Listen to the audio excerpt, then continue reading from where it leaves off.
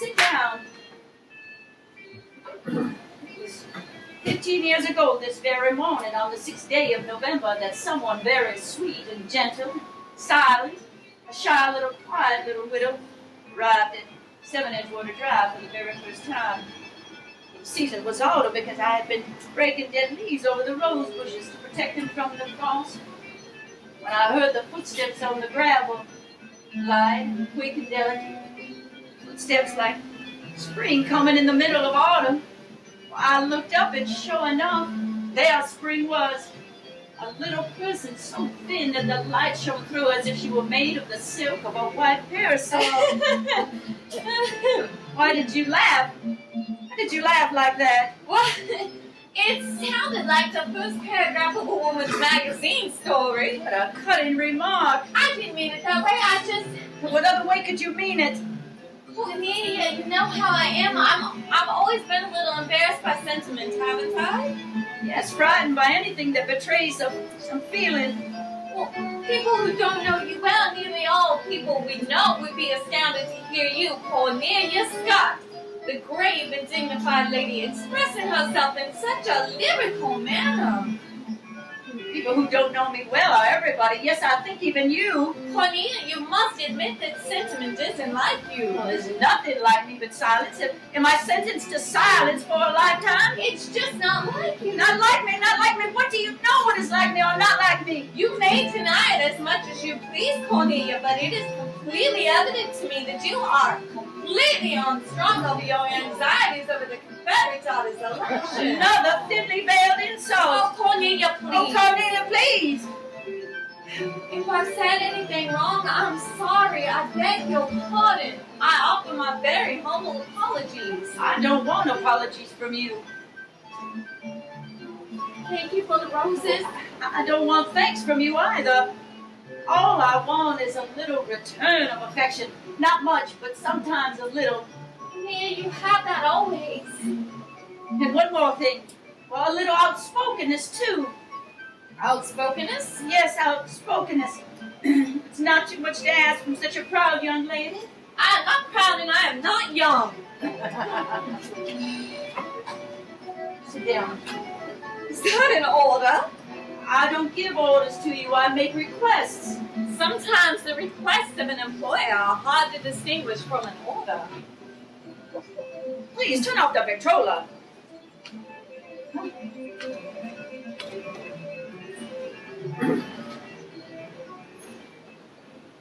Grace, don't you feel that there's something unspoken between us? No, I don't. Well, I do, and I feel for a long time something unspoken between us. Don't you think there's always something unspoken between two people? I see no reason for it. But don't a great many things exist without reason? Let's not turn this into a metaphysical discussion. All right. But you mystify me. Well, it's very simple. It's just that I feel that there's something unspoken between us. Well, that ought to be spoken. Why are you looking at me like that? How am I looking at you? With positive terror. Cornelia! You are, but I'm not going to be. Shut up. Go on, continue, please I'm do. going to. I will. No, let it ring.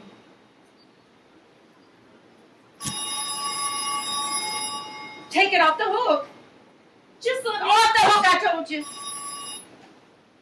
Hello? Hello? Hello? Hello? I can't stand it! Be still, someone can hear you. Huh? Hello? Camellia? Camellia Scott? Now be still and stop that silly little female trick.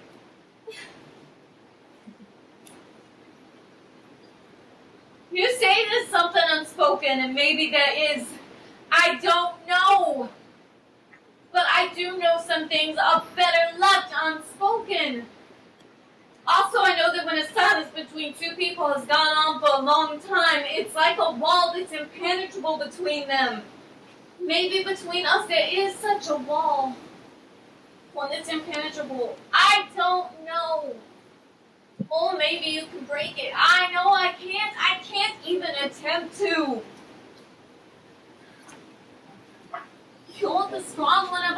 and surely you know that.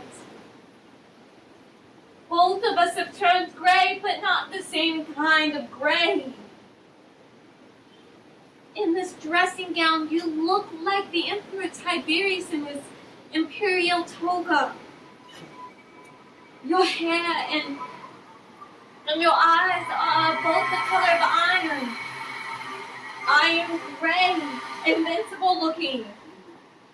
People nearby are all somewhat frightened of you. They feel your forces and they admire you for it. They come to you here for opinions on this and that. What plays are good on Broadway? What books are worth reading? What books are trash? What records are valuable? What is the proper attitude toward bills in Congress? You are a fountain of wisdom. And in addition to that, you have your wealth. Yes, you have your fortune, your real estate holdings, your blue chip stocks and bonds, your mansion on Edgewater Drive, your shy little secretary, your fabulous gardens that pilgrims cannot go into. Now you're speaking at last. Go on speaking. I am very different.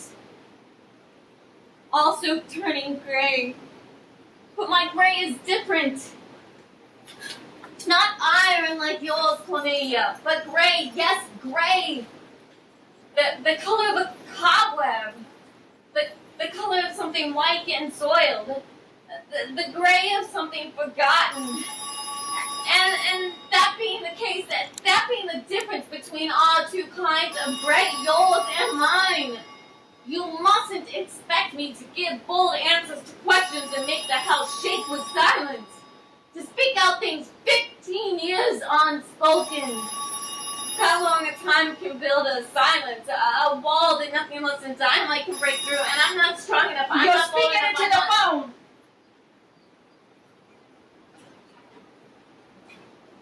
Miss Scott's residence. Yes, she's here. Says Esmeralda Hawkins.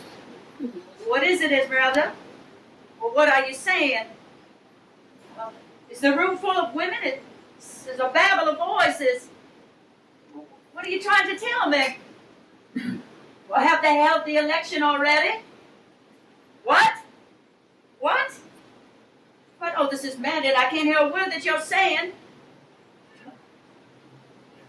Well, sounds like the 4th of July, a great celebration.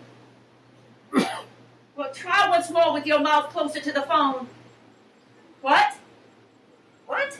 Are you crazy? Have you lost your mind? She wants to know if I would be willing to serve as vice regent. Now, Esmeralda, listen to me. What's going on? Well, how does it look? Are there some fresh defections? What's going on?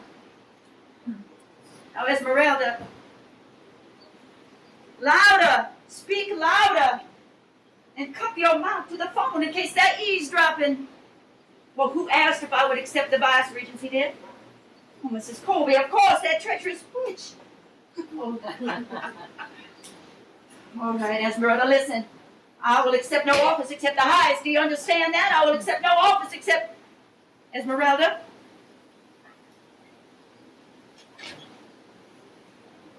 Have they had it yet?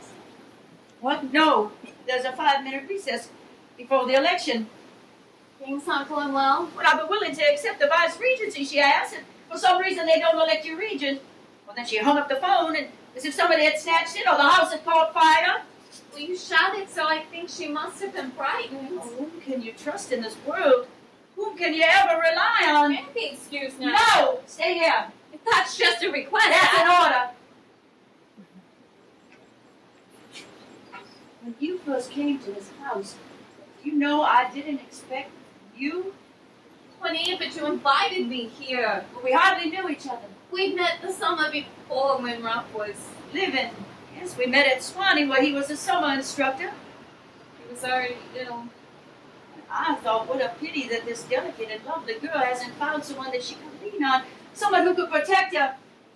In 2 months I heard through Claire Bell Drake that he was dead.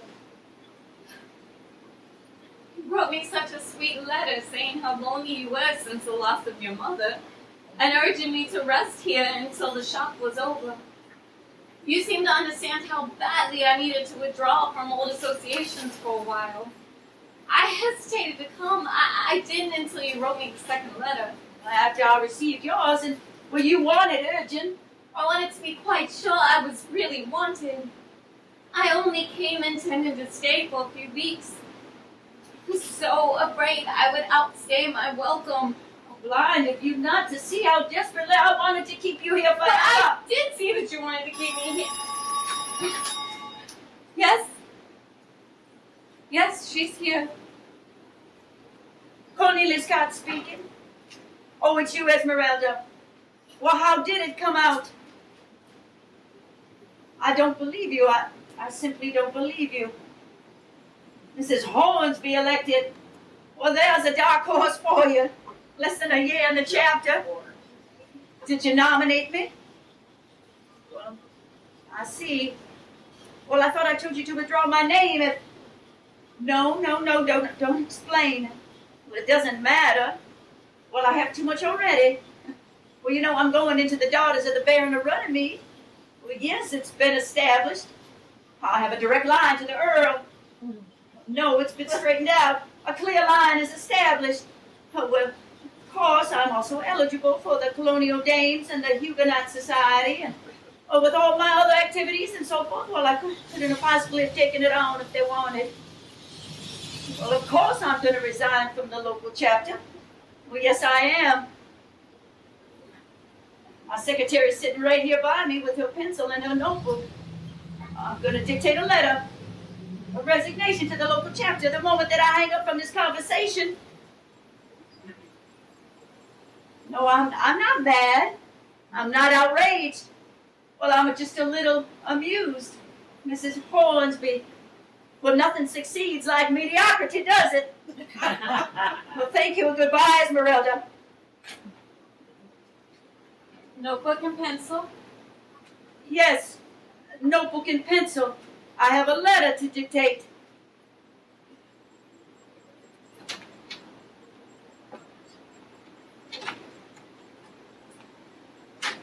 What lovely roses. One for every year.